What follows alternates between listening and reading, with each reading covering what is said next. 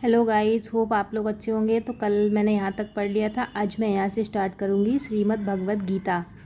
हे कृष्ण, जब कुल में अधर्म प्रमुख हो जाता है तो कुल की स्त्रियाँ दूषित हो जाती हैं और अस्तित्व के पतन से विष्णुवंशी अवांछित संतानें उत्पन्न होती है। इसका तात्पर्य यहाँ पे लिखा हुआ है, जीवन में शांति, सुख तथा आध्यात्मिक उन्नति का मुख्य सिद्धांत मानव समाज से अच्छी संतान का होना है। वर्णाश्रम धर्म के नियम इस प्रकार बनाए गए थे कि राज्य तथा जाति की आध्यात्मिक उन्नति के लिए समाज में अच्छी संतान उत्पन्न हो।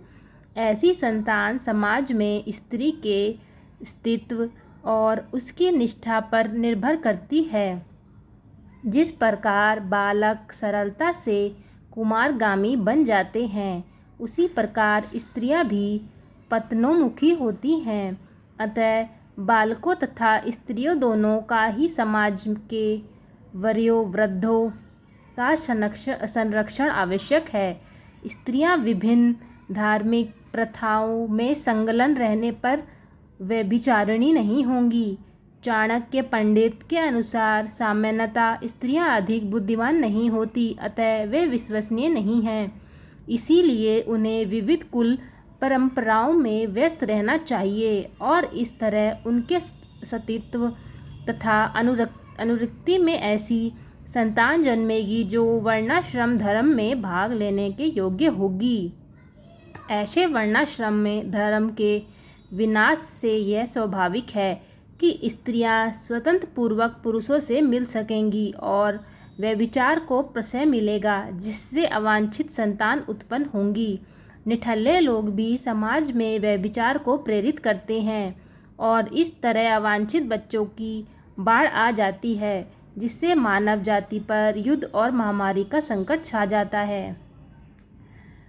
अवांछित संतानों की वृद्धि से निश्चय ही परिवार के लिए तथा पारिवारिक परंपरा को विनष्ट करने वाले के लिए नारकीय जीवन उत्पन्न होता है।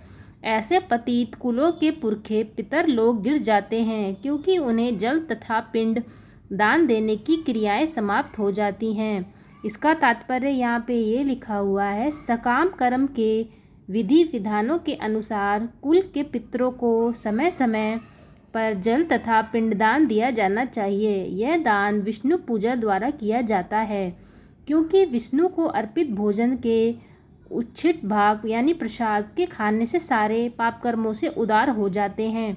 कभी कभी पितृगण विविध प्रकार के पाप कर्मों से ग्रस्त हो सकते हैं और कभी कभी उनमें से कुछ को स्थूल शरीर प्राप्त न हो सकने के कारण उन्हें प्रेतों के रूप में सूक्ष्म शरीर धारण करने के लिए बाध्य होना पड़ता है। अंततः जब वंशजों द्वारा पितरों को पचा प्रसाद अर्पित किया जाता है तो उनका प्रेत योनि या अन्य प्रकार के दुखमय जीवन से उद्धार होता है। पितरों को इस तरह की सहायता पहुंचाना कुल परंपरा है, और जो लोग भक्ति का जीवन यापन नहीं करते हैं, ये अनुष्ठान करने होते हैं। केवल भक्ति करने से मनुष्य सैकड़ों क्या हजारों पितरों को ऐसे संकटों से उबार सकता है।